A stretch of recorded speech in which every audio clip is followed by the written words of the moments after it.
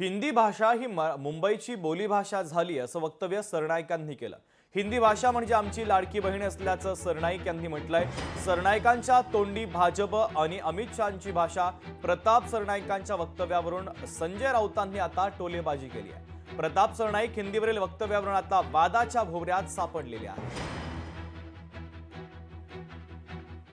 मराठी मेरी मौसी है और उत्तर प्रदेश मेरी माँ है, हिंदी मेरी माँ है।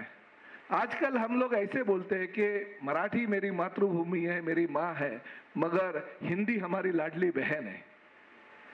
क्योंकि उस लाडली बहन की वजह से आज हम इतने देखो 237 के ओर पे हम आगे आ गए और उनकी माध्यम से, क्योंकि मौसी का हक जो है लाडली बहन ने थोड़ा कम कर दिया है की त्यांच्या बोलण्याचा अर्थ काय होता, लावला काय, याच्याबद्दल तुम्हाला बघावं लागेल। त्या ठिकाणी मीरा भाईंदर किंवा तो जो भाग आहे मुंबई उपनगराचा, त्या ठिकाणी हिंदी भाषिक लोक राहतात आणि मराठी ही सर्वांकरता, आमची माय मराठी ही सर्वांकरता आमची बोलीभाषा, आमची राहण, सकाळी झोपून उठल्यापासून झोपतपर्यंतची भाषा मराठी आहे। प्रताप सरनाईकही मराठी दिवसभर बोलतात, त्यांचाही पूर्ण पिंड मराठी आहे। आता त्या ठिकाणी जो वर्ग बसलेला आहे, त्या वर्गासमोर ते हिंदी वर्ग बसला असल्यामुळे ते हिंदीत बोलले असते। या वक्तव्याचं मराठीच्या विरुद्ध आम्ही आहोत किंवा मराठीच्या विरुद्ध प्रताप सरनाईक आहे असं मानण्याचं काही कारण नाही आहे।